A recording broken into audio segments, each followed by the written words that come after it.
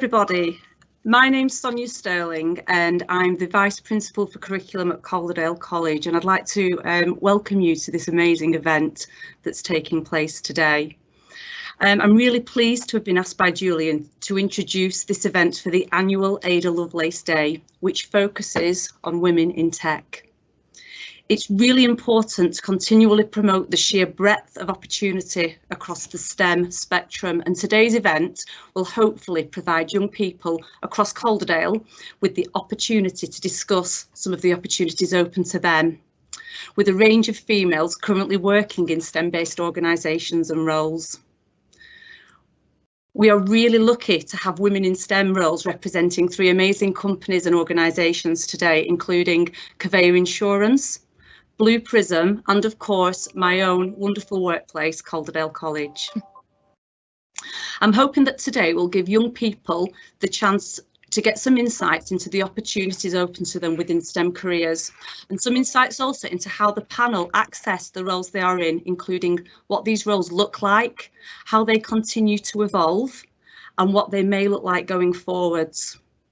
The discussions will also focus on routes within education towards careers in STEM and what employers look for in new recruits, and also the importance of mentorship and role models. Basically, anything which opens up and makes the world of STEM more accessible for young women, non-binary and LGBT young people can only be a fantastic thing. And it's events like these which are so important. So, to the young people present today, I ask that you be curious and brave in your questions, and I hope that you are inspired by what you hear and what you learn at today's event. And I guess that's all that I have left to say, is to have a great session and to thank everybody involved. Thank you very much. Thank you, Sonia. Hi, I'm Anne. I've been asked to chair the meeting today. I'm not entirely sure what that means. I'm one of the teachers at Calderdale College. I've been in computing since the early 80s, when databases and spreadsheets were in their very infancy, and my passion. Computing when I went to university involved punch cards, so I didn't actually do computing at university. I did philosophy and theology, so totally different ballgame. But I'm absolutely passionate about databases and stuff. Sad to say, my students think I'm very odd, but I think they're really exciting. And obviously Boris needs a few lessons in Excel and databases, I think, at the moment. My role is just to string this together this afternoon and to give everybody a chance to share and talk and tell us about your journey and what you've been through and how you came to your role that you're in at the moment. Sonia's already introduced us, everybody, well, the different companies that are involved, but I think we've got Anna here. Hi, Anna. We've got Becky, Bindi, Rachel. Hello. And Carla. Yeah. So if I can ask you all to sort of take a couple of minutes, shall we go in? Shall I say who first, and then we don't all speak at once? If Anna could start by just giving us a couple of minutes to tell us, you know, about herself, a bit about her job and how she came to be in that position, that'd be a lovely start to the afternoon. Are you all right starting with you? Yeah, go for it. Hi, everyone. I'm really excited to be part of this panel and to be also talking to you about the girls in STEM and the opportunities. So I work for Blue Prism. It's a market leader in robotic process automation. It's a very exciting topic nowadays, and I lead a global education services team. So in my role, I'm responsible, me and my team are responsible for ensuring that all of our customers, our partners, our internal employees, basically everyone in the world knows about what we do. They take our training, our certification, become certified, and they're able to kickstart their career in robotic process automation. I originally, as you can hear from my accent, I'm not from England. I'm from a small Eastern European or Southeastern European country called Montenegro. It's a country that used to be part of Yugoslavia, and I don't know about the history and how much you know about Yugoslavia, but it used to be a really big country, and then we went through some wars and not so happy times. So that's where I kind of started my school. I lived in 5 different countries, and that's mostly because of my studies. So I lived in Serbia, and then after the war I moved to Montenegro, where I finished my high school, and I finished my first bachelor, which was in mathematics. Funny enough, I love maths. I love solving problems, and I one day maybe I'll even be a maths teacher, who knows. After that, I studied computer science, so mathematics and applying computer science, and I absolutely love databases. So everything around databases, love them, love them, love them. I then went to Bulgaria, funny enough, where in a German university I studied computer engineering, which is so strange because I studied in German in Bulgaria, but that actually helped me to learn both languages, Bulgarian and German, and also work on my English. After my second bachelor, I moved to Germany, where I did my master's in computer science applied in medicine. So that was another next level of complexity, really. But I learned a lot about brain, about neuroscience. I learned a lot about learning. And in my career, I so far did so many different roles. I started off as a student intern. I worked in quality assurance, in development department, programming. I was a professional consultant, so I was a technical consultant working with lots of customers. I also ended up working in customer support, which was very surprising for me. It was very technical environment, and I wasn't really sure at the time I really wanted to be that technical, but I loved it because the idea of helping a customer solve their problems and help their businesses grow was just something that I was so addicted to. After which, my passion for learning, my passion for knowing everything around me, not necessarily is something that I wanted to do as a job, but I was still curious about what is it that other people do, kind of led me to this role, which is now a head of education and training, and basically be responsible for learning. So that's kind of a quick 2 minutes about me. That was lovely, thank you. Really interesting, and what a varied career, and what a range of countries you've lived in as well. How exciting. Can Becky speak next, please? Becky works for Kavea. Yeah. Hey, Becky. Hi everyone. So I'm Becky. I'm the technology recruitment partner at Kavea.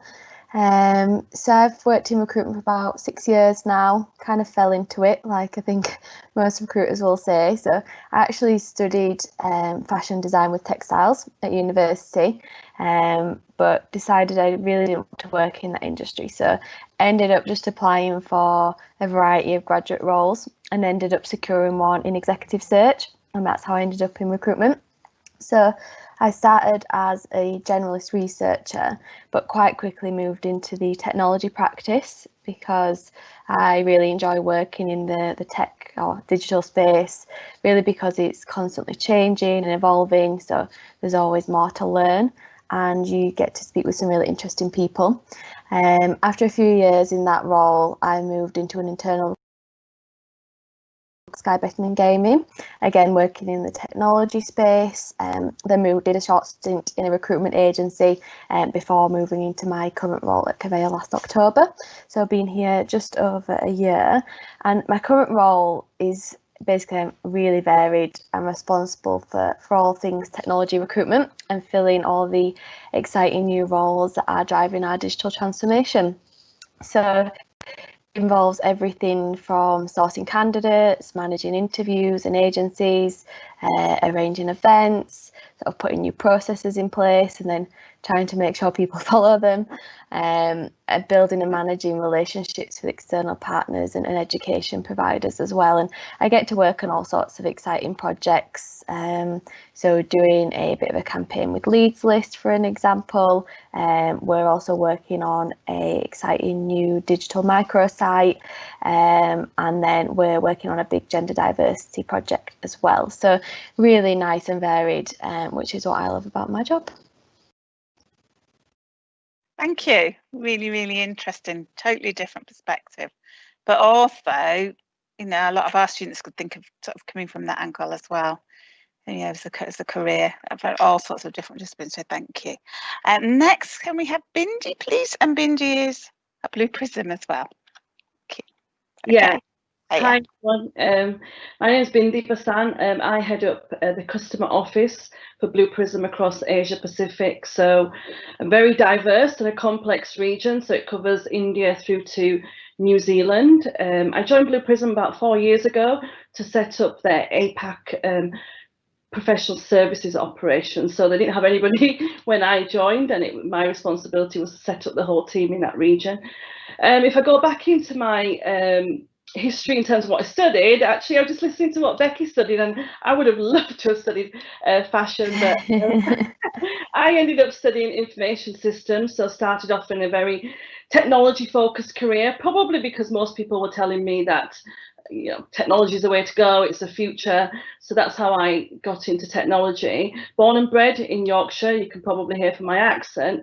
However, my career probably in the last 15 years has involved living across India, Singapore, and the last 4 years with Blue Prism traveling across Hong Kong, Singapore, Japan, India, Australia, New Zealand. So very global on that scale. So I think from my perspective, what was really obvious very quickly in my career, so I kicked off, started in technology, but it became very obvious that I was probably, my creative skills, interactions with humans and just bringing people together was probably my strength really. So the leaders at the time that I was working with, I think 18 months into my career, basically said, can you go to India and run the offshore projects for us? And fearless, like, yes, of course, I'll take on this opportunity. And I went out there, even though I am in Indian heritage, it's a completely different culture. So it was quite an exciting experience. And then literally one opportunity led to another, and I ended up back in India later on in my career doing a similar things, helping organizations set up their teams for either delivery or for consulting, and so from India then obviously I went on to Singapore. So it's been really exciting, my journey. So even though I'm completely surrounded in the technology space and I do have a technology background, it's actually probably my creative and problem solving skills and human interaction skills that have actually helped my career move from one opportunity to another. So yeah, it's been very exciting. I've had the opportunity to work with some tremendous people from all corners of the world. But I think the other exciting thing though, usually when you get a chance to be able to work on the international front, is the personal side of things. So when I was in India, I actually did get a chance to meet some Bollywood stars. I did actually get exposure to the big, massive entertainment industry. So there's always positives, I guess, when you, even though the focus is a professional, but every opportunity that you take in life also brings a whole vast experience in other areas, which is really exciting. So yeah, that's probably a quick summary about me. That's really interesting, and all that travel opportunity. You don't tend to think of computing jobs as necessarily being quite so travel based. Actually, that's very exciting. Now, next, shall we go to Carla? Is that okay? Conveyor? Yes. Hello, my name is Carla Castillo. I'm a senior UI designer at Covea. I'm originally from Panama, and I study in the USA. I have 2 degrees, one as a web developer, another one as a digital designer specializing on web. My career, as Bindi mentioned, has given me the opportunity to travel a lot. So I lived and worked in Italy, Germany, and now the UK. I started off as a freelancer, finishing university, then went back home and I took on in different roles. I was a webmaster. Back in the day, it was called webmastering.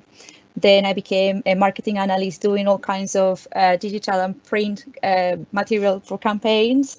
Then I worked with an NGO sponsored by NASA. So I was designing and coding databases for satellites. A bit boring, but exciting at the same time, I guess. And then I move on to industrial digital design for industrial products. So I work in Germany, a company working with solar panels. Again, not necessarily excited, but I guess positive in the way that I was able to do what I liked and also travel as well. And moved to the UK about 4 years ago, and also continue working on digital design for industrial products. I was working in a company that did broadcast consoles for audio. So if you ever happen to be on a movie studio or news studio, all those consoles that monitor the audio on the video. So I was designing the digital dashboard for those. And then I moved on to Sky. I was doing app design, and finally in Korea. I've been in Korea, I think 9 months now. And I specialize at Korea. I've been doing design systems, web and app design for facing products, internal products. I do all kinds of interactive prototype animations, and I look after accessibility to make sure the products are fully accessible and they follow the inclusive design principles. What I can tell you from my experience is my career is that you never be afraid to try new things. I quite enjoy trying new things. I try to look at the positive side. For me, it's always a challenge is always good. It's better than to be bored at work, I guess. And then, for example, while working I work lots of time with software engineers and working at NASA, working with industrial products. I have no clue in terms of engineering, in terms of sound, audio sounds, wave, but I was able, even though the challenges to commit to deliver a good, design product and front end, even though the lack of, I guess, of experience, but then at the same time, I was able to learn new things all the time. So yeah, so that's a little bit about me. Wow, so that's really interesting. So with your degree in web design development and stuff, you've ended up as a rocket scientist. Is that true? Well, let's stretch it a little bit. So much extent.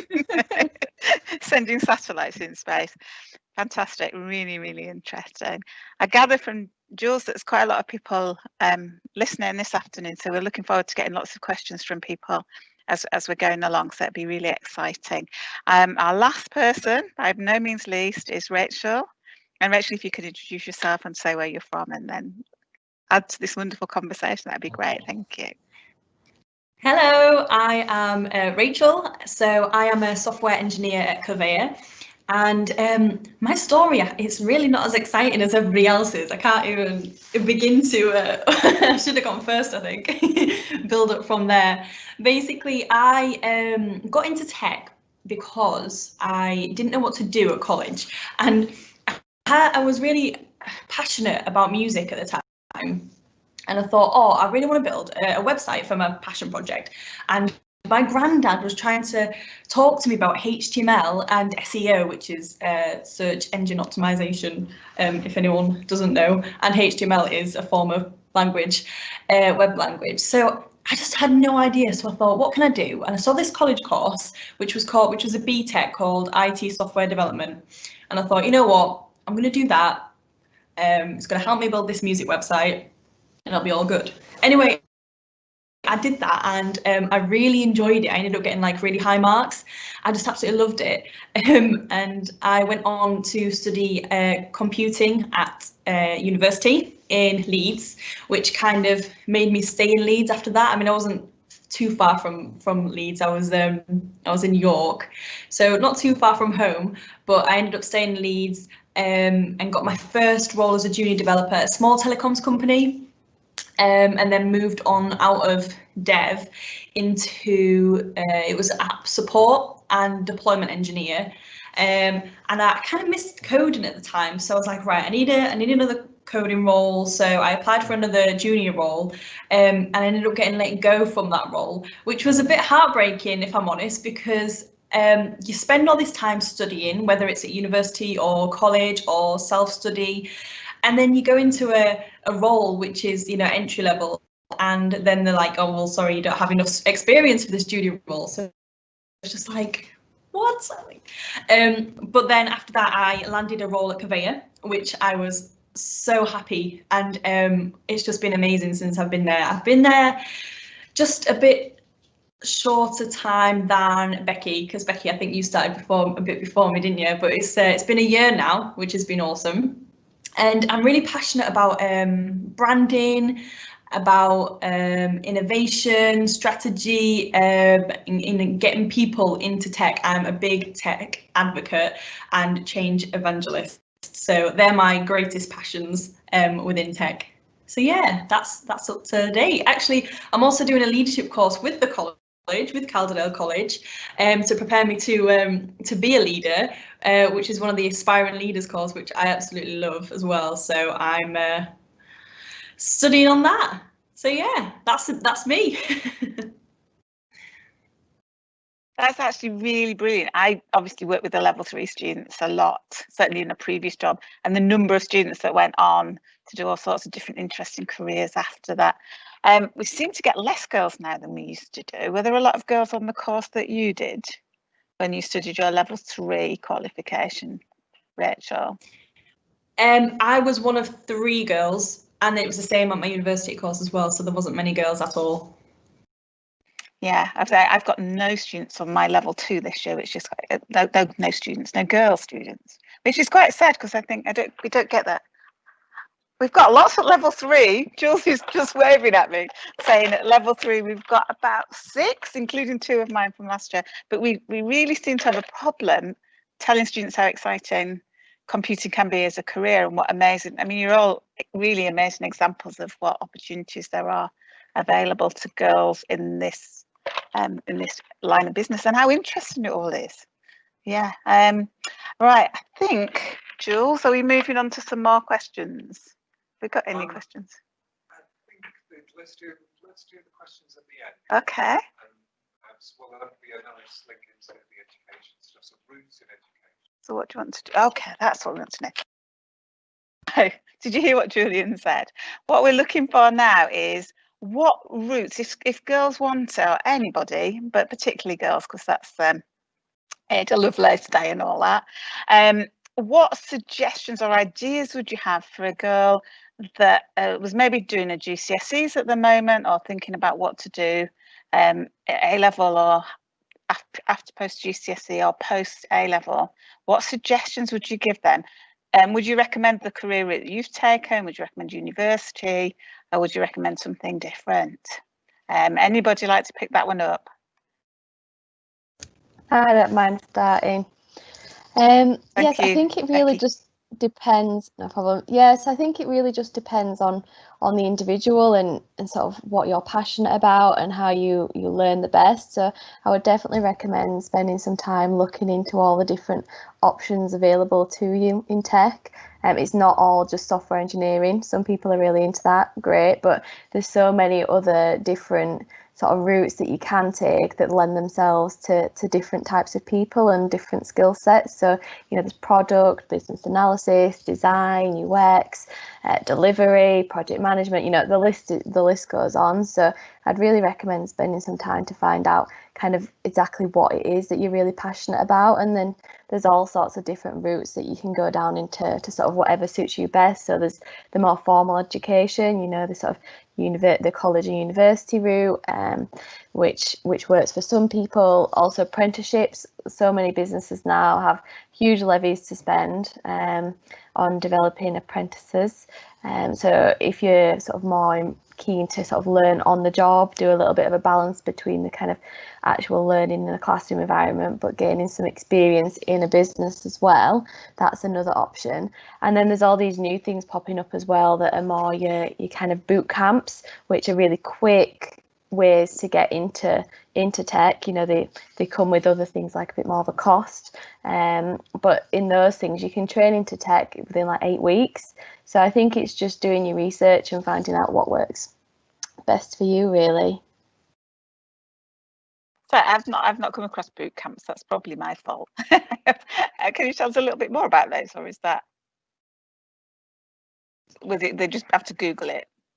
Yeah, I've not done one myself, but I've spoken with a few of the providers. So there's different companies, just to name a couple. There's like North Coders or Code Nation, and you can go. I think you do have to pay to do these. I'm not sure if they're sort of funded, but you go and they're really short, intense courses, and the idea is at the end of this period of time, you'll be ready to step into a junior software engineering role. Next, well, Anna wants to be next. Right, okay. Yes. I know, I was just about to say, kind of in addition to what Becky said, because I lead education services team for a software vendor, and what's really important for us is to bridge that gap between education and industry, because that's really important. And I think the current COVID situation has actually taught us all quite a lot, and one of those things was how quickly we all need to adapt to the current situation. So all universities, as you would know, and colleges went from the traditional classroom-led delivery to now everything is virtual. And Julian and I will talk at the end about an opportunity to also learn about robotic process automation and the partnership that we have with your college. So what Becky was saying is that quite a lot of industry companies actually organize industry professional certifications, where you might not necessarily have to have a background like with robotic process automation. You could, for example, go through our courses and kickstart your career. But when I started my first university, I actually wanted to study economics, because in Montenegro at the time, students were either studying economics or they did the law. No one really wanted to do STEM. It was one of those that really only if you had to, or you couldn't get on the economics or law university, you would go down the STEM part. And I actually thought, well, I really like maths and I was really good at physics, so let's give it a try. But now after so many exams that I've gone through, when I look back, and I want to do a PhD, hopefully I will do it one day and I will have that doctor title as well. I look back and I wonder, would I change anything? Would I do it differently? And I think what you need to know as well, that throughout your studies, you also learn a lot. You learn how all those social skills, you learn how to work in a team, you learn how to work on a project together, you have commitments, you're accountable to complete projects, you are accountable to achieve something. So there's so many skills that you gain, not just the knowledge in the particular subject, but everything, all the soft skills. So I guess to Becky's point, you have to find what drives you, but it's so early on, it might be difficult to figure out what that is. And I think one of the topics that we might discuss later is about mentorship, or just doing a research and how you can find really what is it that you want, what is that spark in you, what basically causes the curiosity, what drives you to achieve more. So I hope that we're going to touch base on that as well. We've got mentorship down on the list of topics to cover. Julian's suggesting that Rachel knows something about Code First Girls. Would you like to just chip in with something about that, please, Rachel?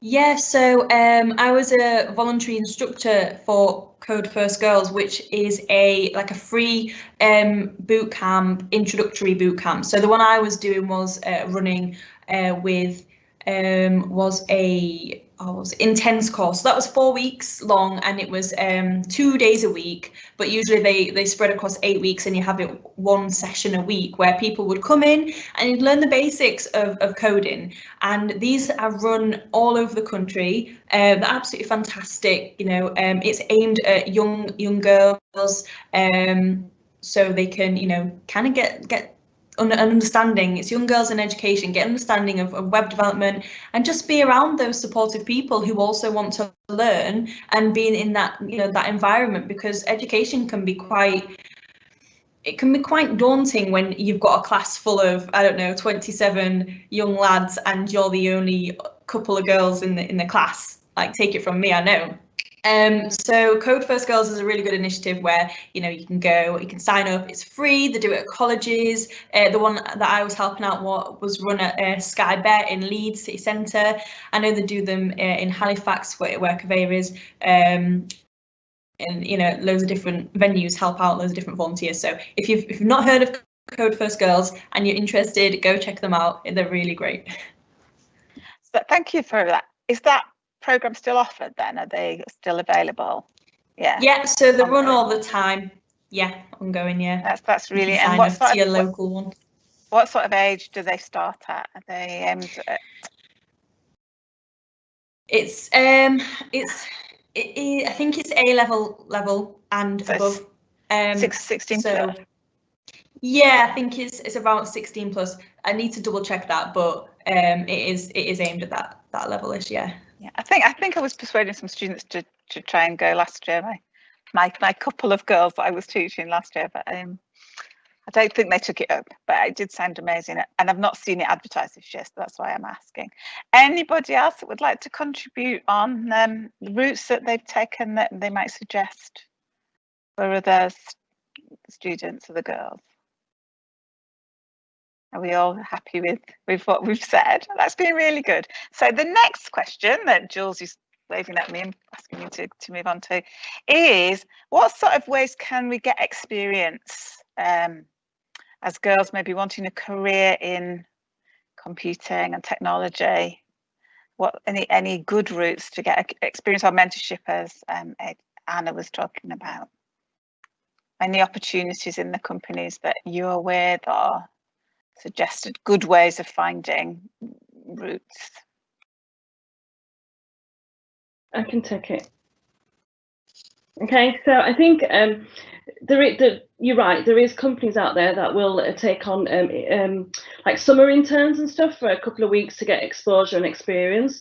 I think it's a matter of searching for them and finding out who will actually do that. But also, your experience doesn't have to necessarily be in the corporate industry. I think some of the stuff that I learned in my personal life, so I used to dance a lot, and as part of that I offered to help my choreographer and dance teacher with the more technology side of things, or the more project management side of things. So even though I wasn't directly contributing to a corporate work experience, I was actually gaining experience in the skills that would be applied in the technology industry just by doing some other things, right? So dance was one of them as an example, and being able to lead a group of dancers and get them all organised and, you know, put together their programs, or planning around the whole tech rehearsals and everything like that. So there's exposure, because I mean, the girls have said today so many times, actually, there's so many different skills that you can build, right? So technology and coding is one of them, but there's interpersonal skills, there's management skills, leadership skills, and these are all required in the technology industry. So I would definitely recommend that you do actually look out and for organisations that are doing things like summer interns or taking on students over a period of time, and they will do, because lots of companies actually also do sponsorships. Blue Prism did one recently, actually working with one of our partner organisations, where we worked with a bunch of students and gave them exposure to the product, and they had the opportunity to work with many people in our organisation to build on the experience and get exposure of, you know, our industry. And I'll just touch on mentorship before I guess hand over to the rest of the ladies on the panel.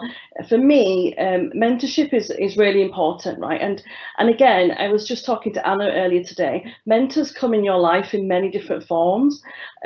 People that you work with, your tutors, of course, right, your teachers, but also there'll be people outside in your friends and family circle as well that can help guide you. I was always inspired by my grandma, who was a fearless woman, right? So and lived across 3 continents in her life, and you know, took off. You know, I think the famous story that always inspires me, you know, she took off from India on a boat that took her 2 weeks to get to Africa, and from Africa she came to England. And so there's lots of there'll be other people in your circle that will actually be able to inspire you and I guess move you forward in terms of your journey on whichever career path you take. And I guess the other thing to just bear in mind is that even if you relate back to things like the sports industry, right, and you think about, you know, if you were football players or tennis players, you know, these Roger Federers and David Beckhams and stuff, they don't succeed on their own, right? They're succeeding because they've got people that are helping them on their journey, whether that's mentors or coaches. So I would definitely recommend that you look out and look around in your circle, because you'll probably find that there's a lot of people around you that can actually help you progress in the direction that you want to take. Thank you. And that's really interesting to sort of look at your wider life support group and use that to build your education and career opportunities. That's really interesting dynamic. Anybody got something else to add to Bindi's contribution there about mentors and experience? Well, yeah, so I think Oh, sorry, go on, Anna. No, go first, Becky. Okay. Yeah, I think a lot of organisations do offer work experience. I know we do. It's a little bit of a funny time for it at the moment. We're trying to build a virtual work experience programme that we're looking at maybe starting next year, so we can continue to deliver it sort of remotely. But I think it's just a matter of, it's almost like applying for a job, just sort of getting your name out there, asking the right people if it's something that they offer, because a lot of companies do. Thank you. Okay, Anna, do you want to speak now? Yeah. Yes, that would be great. So I think because of my background and coming from a country that has gone through quite a lot, when I got my first scholarship from Germany, the way I got it, and don't laugh at this now, but the whole concept of internet in Montenegro was at the very beginning, and I think at that time you guys must have had your first laptops by the time, and I had my first Pentium 2, or I don't even know what they were called at the time. So it was really early on, and I so wanted to see the world. I knew that there was something much more than Montenegro, and I wanted to explore it. And Montenegro being a conservative country, my parents wouldn't just let me go that easily.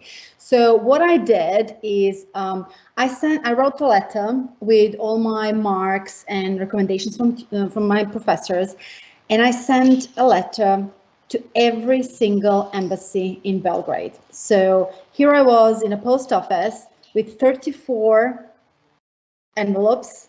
So I had 34 stamps that I had to stick on each and every envelope. And I remember looking at the lady at the time, and she was like, "Oh, you're going somewhere?" And I said, "I hope so." And I didn't really care where I would end up. I just wanted to go and explore and learn something new. And I ended up getting a German scholarship to do studies in Bulgaria. Now, because I did that, I had a lot of people around me who would tell me, "Oh, what are you doing? You're not gonna succeed." But I come from a family of strong women. So my mom is a very strong woman. My grandma's a strong woman. My sister, oh my God, she is a strong woman. And so all of them were so encouraging. And then my professors at universities were too as well. So to point that Bindi and Becky said, you surround yourselves with people that will lift you up. I think that was one of the statements also that Oprah Winfrey said. Surround yourself with people that will bring you up, that will make you successful. So identify and learn as much as you can from them. But also, to my point of sending the letters, reach out to companies. If you always wanted to work for Google, give it a try, contact them. What have you got to lose, right? Send a letter to as many companies as you possibly can and offer to be their intern, to learn from them. I'm pretty sure that at least one of them, just like in my case, at least one of them will come back to you, see the opportunity, and give it to you as well. Brilliant, thank you. Have you anything to add, Carla, or shall we move on? All right, thank you. So the last question before we move on to questions from the people that are watching, and I understand from Julian there's quite a lot of questions coming in, so we're going to have to leave plenty of time for that. The last question would be, what do employers look for if you were going to take somebody on in this field? What sort of skills? Thank you, Anna. And then to Carla after Anna. Thanks. Oh, should we do Carla first, because I already. All right, thank you. Yeah, okay. Carla first, please. Hi, thanks, Anna. From my experience, what I can tell you is that employees look for passionate people, very passionate people who are very proactive, people who are willing to learn new things, take on challenges. And I think they also like people who ask questions. From different job experience I had, I find out that when you start asking questions, when you show that interest, that's when the employees value you the most, because they understand, they can see the passion in your eyes, they can see that you're living and breathing what you're there for. And that, I think that will be, to me, from my experience, that's a key value in terms of that it will help you to, in your career in general, and also to have a happy life, because you want to be doing something that you like, that you enjoy, you probably don't want to end up in a job that you don't, that you don't like, you don't feel like you have fulfilled your dreams. So I guess as long as you show passion and you show that you are willing to learn, even though you don't have the skills there just yet, you can always build them slowly and you can get to where you want to be. And yes, just ask the question, ask as many questions as you want. I ask too many questions sometimes, but I guess that's for me, I want to make it clearly understand what they say, what I have to do. But that's fine. Don't be afraid to ask questions, because that's what it's going to take you forward. Thank you, Carla. Over to Anna. So it was interesting. Bindi and I spoke about this also earlier, as both of us have had the opportunity to also hire people in our teams. And recently Bindi was on the interview panel for a couple of the roles in my team. And I think one of the things that I said to her, attitude. Like, to me, that's the most important thing. Everything that Carla said, I echo. Attitude, willingness to go the extra mile, willingness to learn on the fly, openness, also being able to work in a team, and keep your integrity, be very professional, be very respectful, say what you think in a very nice manner, but absolutely passion, perseverance, those things are going to take you like really, really far. Now, another thing is, like, you also might have a huge passion for the role that you're applying for and you still don't get it, but don't let that discourage you. I've been there, done that, and it never stopped me, because what you need to look at it is a redirection rather than rejection. We say things happen for a reason, right? So it's always the better thing that's waiting for you out there, and you just need to really, really believe in it. And I'm sure you'll get it. That's a lovely positive attitude. Anybody else got anything to add for that question? Julian's put our first question up from one of the people that are listening or watching. If you could give one piece of advice to a woman starting a career in technology, what would it be? And this is from somebody called Marsha. Thank you, Marsha, for your question. Anybody want to take that one? Thank you, Rachel. Yeah, I've got you, Rachel. My advice would be, have a look at the roles, have a chat to maybe some tech recruiters, see what's actually out there. Because when I started and I was doing computing, for me it was like, oh, web development is the only thing and you're okay at it, so go for it. And that's kind of how I landed in web development. But the thing is, you don't need to be a programmer or a coder to be in tech, like it's been mentioned before. There are so many cool job titles, cool roles, and on top of that is, like, roles are still changing, roles are constantly being created. There are new roles like all the time, the ones that didn't exist maybe like a year ago. So maybe have a chat with a tech recruiter, because it's their expert knowledge about roles. That's my advice, I think. Great answer, thank you. Carla, you got to add to that as well. Thank you. Yes, thank you. I was just going to say that on top of what Rachel said, it would be good to just to take on an opportunity. Whatever the opportunity comes, just try to do it, because as Rachel mentioned, the technology roles are constantly changing. As I mentioned, I was a webmaster at one point. Today, that's not that name doesn't exist anymore. Nobody's called a webmaster anymore, or the only few of us that still call ourselves webmasters. And I think it's just, you have to be prepared for a change and adapt to a change. And I think that's really, that also will take you to a good place. Don't be afraid to take a role that you probably don't have the skills, or you're still learning, but just take as much opportunities, and that will also take you to a good place to start the career, because that will give you the experience, that will give you a little bit, like as Bindi mentioned, you don't only learn just from what you learn at college or uni or on an actual role, you also learn from different interactions with people, team working under pressure, how do you life and work balance, all these kind of things that could help you. So my suggestion would be start early on in your career, just pick whatever role comes, and don't think that that's going to be it. You always work forward. That's really, really helpful, isn't it? And I think, I don't, speaking for myself, but maybe for other women as well, quite often you feel like you need to know absolutely everything before you start a role. And that's not the way life works, is it? You sort of go in and do the job, and then you build the skills that you really need to do that job well. And I think that's something that maybe as a young person starting out, you don't really appreciate, that you sort of go for a job and then go for it. Right, oh, thank you, Rachel. Just building on what you just said there, I think it's like factually proven that women are less likely to apply for a role if they don't meet every single requirement, opposed to men who would still apply. So even if you don't think you meet every single requirement, but like Carla said, you're showing that you're passionate and you're willing to learn, there is no reason on anywhere that you shouldn't apply. You need to apply. Definitely do it.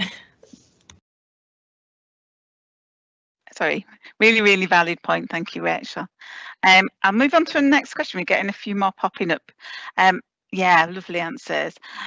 How do I go about finding a mentor who can help me progress as a woman in tech? And that's from Rose. Thank you, Rose, for your question. So how do I go about finding a mentor who can help me progress as a woman in technology? Thank you, Rachel. Sorry to jump in. I would suggest, if you do or do not have Twitter, look at Twitter and LinkedIn. That's just one way. They've got a huge community in tech all over the world, especially on Twitter. And there's loads of mentorship roles on there, and programs that you can join. So that's just like one small way that you can find a mentor. There's loads of others. I will shut up now.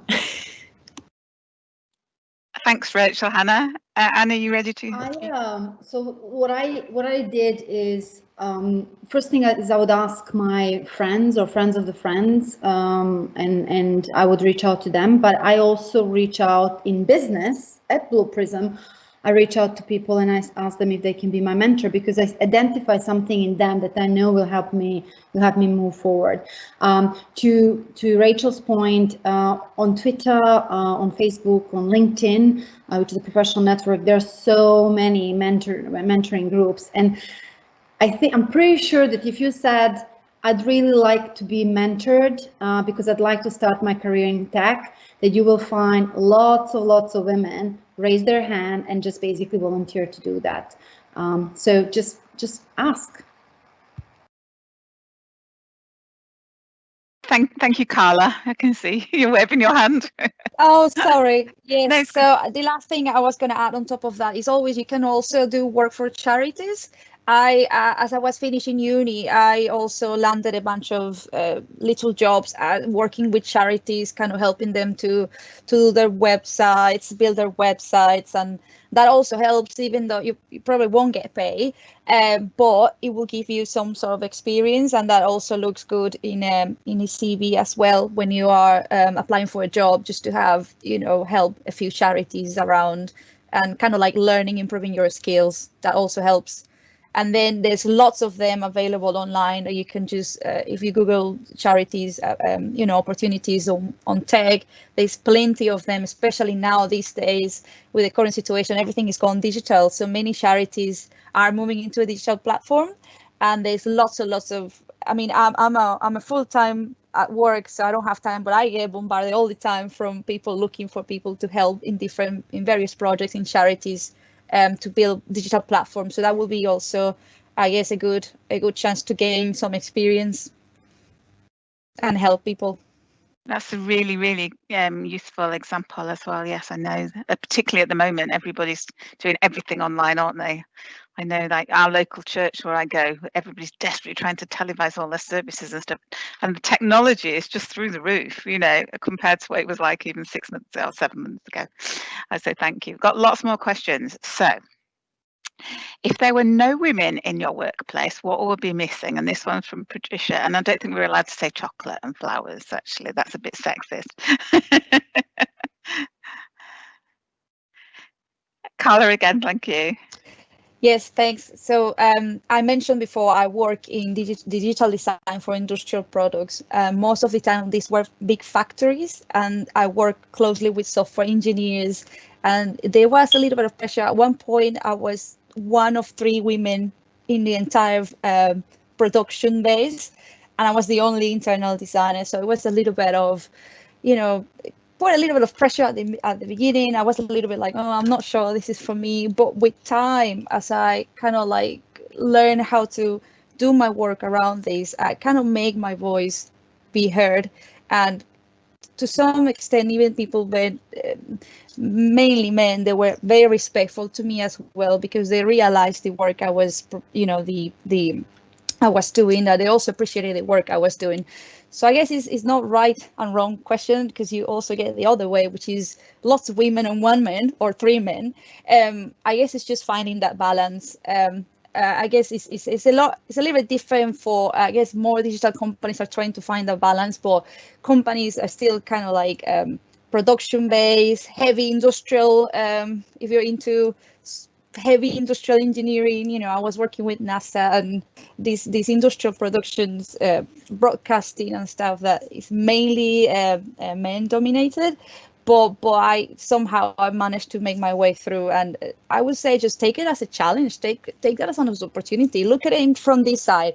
I'm the only woman, right? Let's make this work. You know, instead of being like, oh no, they know all of this. So what I used to do is I used to talk to them and ask them, wait, can you show me this? Can you please tell me what is this? I really want to understand, and kind of like be the bugger and go around like, I want to learn this because I want to get to the same level and even better, if that makes sense. So, but don't feel shy, because I guess these days is changing now for good, but there are still some industries that are a little bit close to get that gender equality.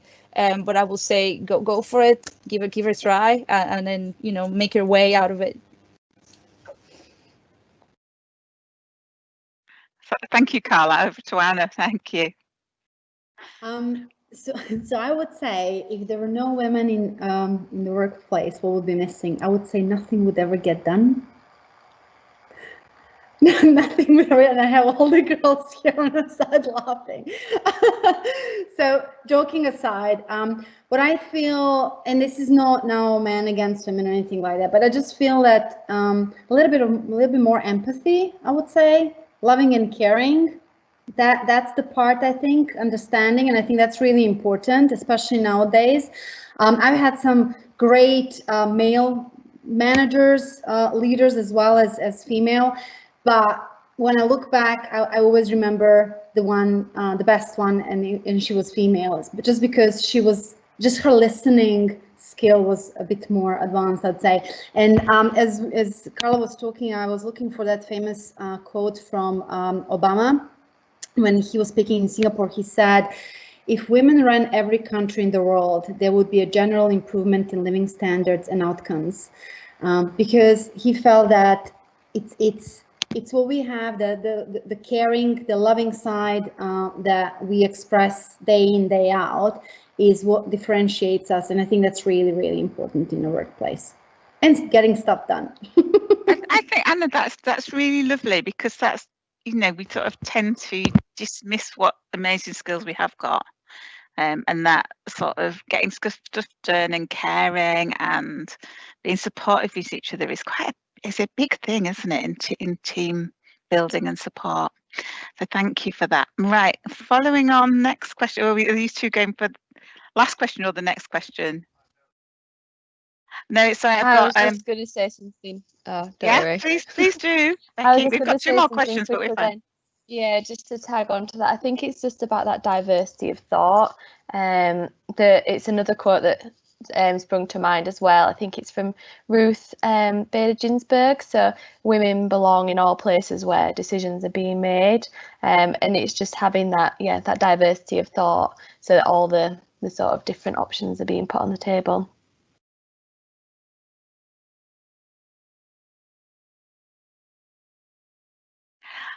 Was somebody else wanted to add to that one? Thank you, Becky. No. So can you see the next question is similar to that one?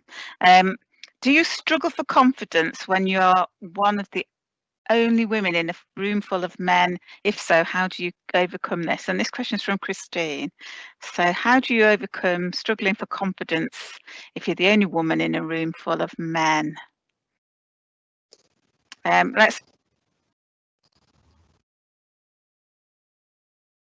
Oh, do you want me to say that? Okay, sorry, you're on mute. Okay, so I think in my career, I've probably been in several of those situations. Particularly, I think I mentioned earlier that I spent a lot of time working in Asia, where when we look at female equality in the society, it's very, very different, right, positions. So therefore, being able to stand my ground or being able to be heard in an environment where it's very, very different to my upbringing, right? Spending a lot of time in Asia.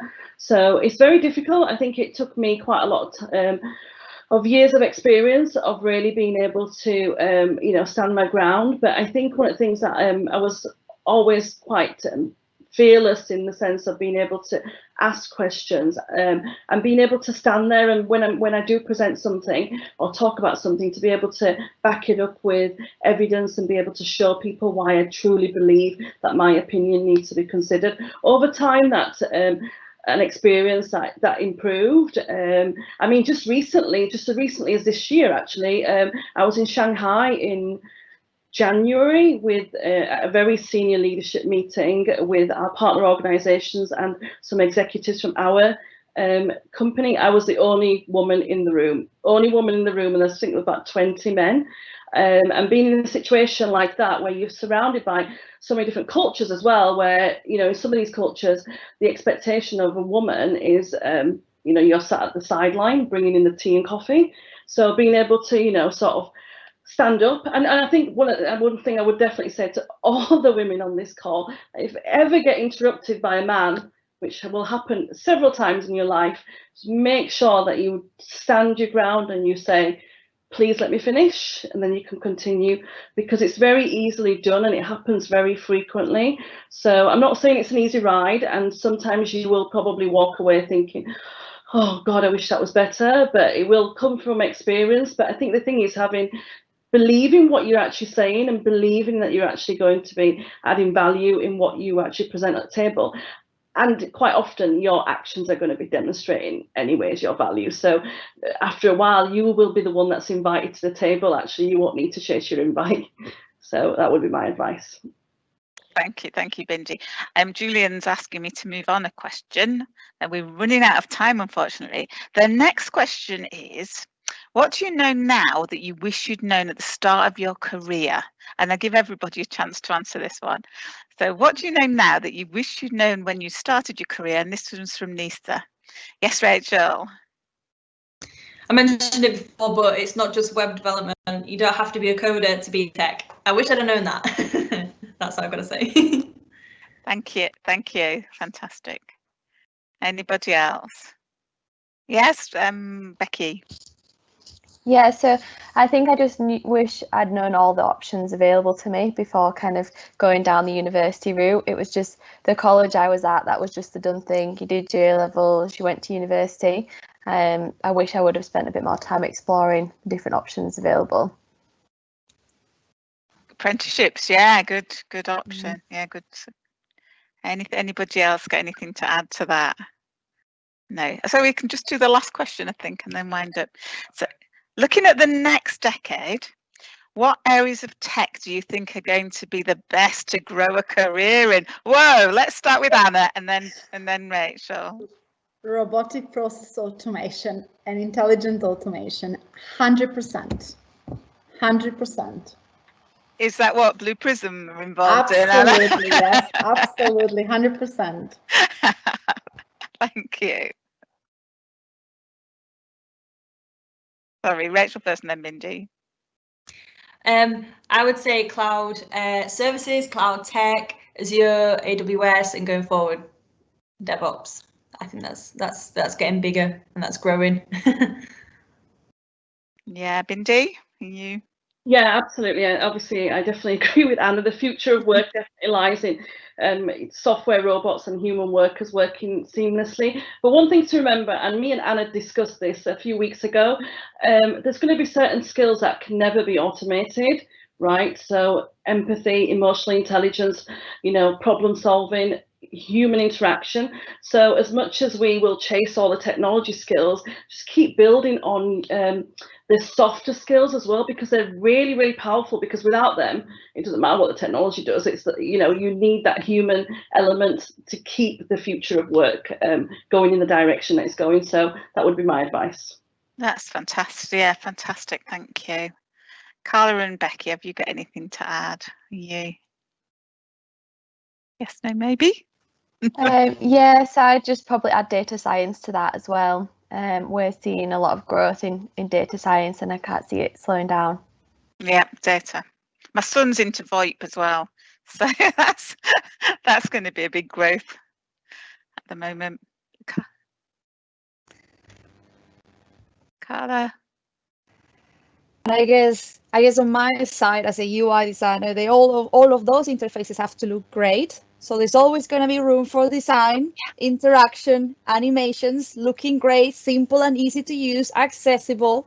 So that's still going to be, I guess it's still going to be going for a while. And I guess as we improve, I guess from design point of view, we're still going to be more thinking design with, you know, intelligence, artificial intelligence, robotic.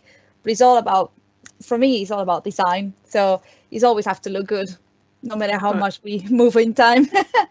Fantastic. Right, unfortunately, our hour is up. That has been a really, really interesting discussion. Lots of valuable advice given.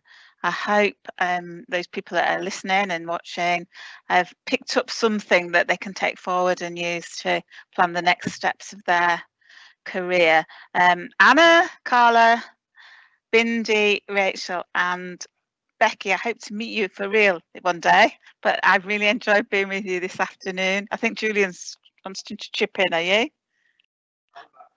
Just to say thank you. Unmute your mic. Unmute your mic.